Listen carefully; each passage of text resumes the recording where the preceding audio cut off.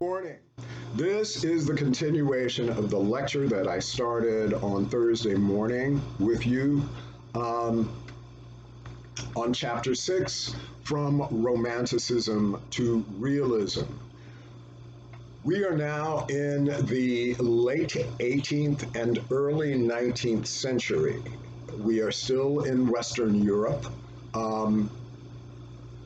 And what's most significant about this period is that it is marked by a shift in thinking, a rejection of the previous period that lasted up to this point, known as the neoclassical period. You remember we talked about the neoclassical ideal with its 6 principles that more or less governed and defined what was acceptable drama, acceptable theater.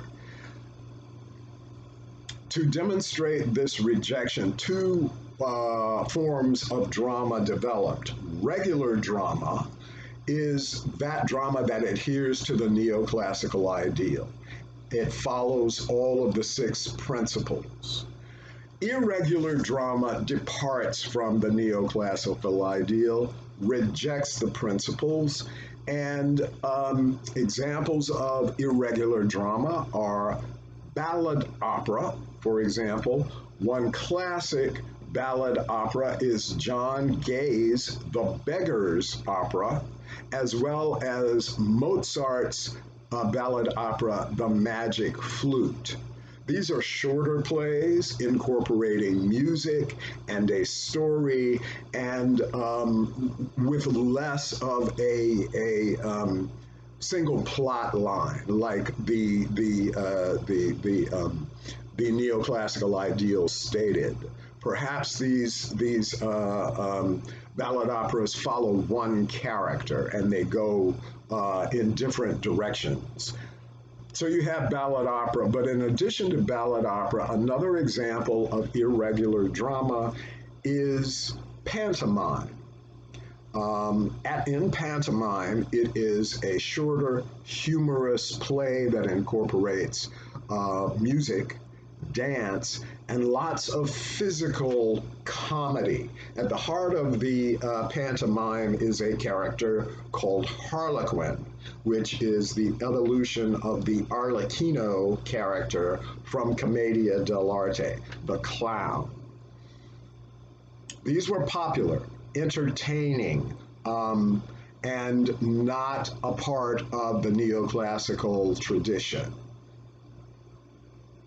When we talk about this period, we are moving into a period known as Romanticism.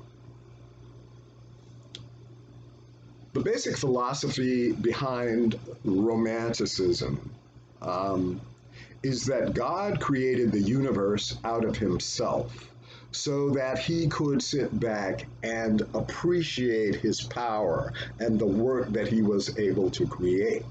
Man, in turn, should recognize the beauty of God's creation and celebrate it. The power of the ocean, the beauty of the landscape, wherever we may happen to be, thunder, natural disasters, all of that is the work of God, and it impacts our lives. So we recognize it as such. Passion, love, romance is also a part of this period. The beauty of life, the beauty of young people growing into adulthood, the beauty of the growth of a forest, for example, as things grow and mature. We found a great deal of enjoyment in that, as well as a great deal of opportunity to express our appreciation for it. When it comes to Romanticism, you can see the impact or examples of this period in visual art, in music, and in theater. Now, when it comes to theater, one genre sticks out during the Romantic period, one type of drama, and that is something called melodrama. At the heart of melodrama is a good character, a good man, an honorable person. This person has a tragic flaw, as all good characters do. There is something at work that complicates his life. And this character is taken through very many difficult circumstances. Um, and he is tested. The plot of the melodrama takes us from place to place to place, following this run character. But by the end of the character, by the end of the play, rather, the character receives justice. In a melodrama, the good always have to win. This is what is known as poetic justice. If we remember from the neoclassical ideal, the last principle said that the story must uphold poetic justice. And at the end of the melodrama, the good guy, no matter what his situation has been up to this point, he is going to wind up on top. In theater, in literature, the classic example of a melodrama is Alexander Dumas' The Count of Monte Cristo. If you have never heard of it, look it up. If you can access YouTube, look it up and look at a couple of clips. At the center of this story is a man named Edmond Dantes, and he is a sailor and a well-respected man and a good friend. He is in love with a wonderful woman. Her father loves him and is looking forward to their marriage. Edmund's tragic flaw is that he cannot read, and for that reason, people take advantage of him, set him up, frame him, and before you know it, he is found guilty of a crime that he did not even realize that he was committing, and he is sent away to an awful, awful prison to live out the rest of his life in jail.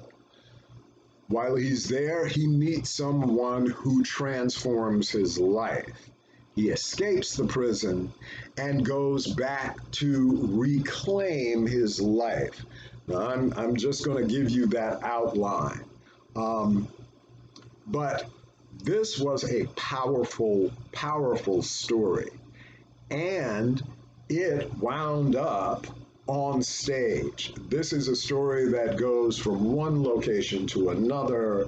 It involves the ocean. It involves ships. It involves, great tests of strength and emotion and all of that. But putting it on the stage was a challenge, but it was a challenge that theaters during this period of Romanticism rose to the challenge to meet. For example, how do you show an ocean on stage, the ocean on stage? Well, they figured out ways to incorporate different scenic elements like trap doors and revolving stages and moving tracks on the stage that could help show horse chases, people following one another on horseback. Very effective, very powerful. I'll be right back.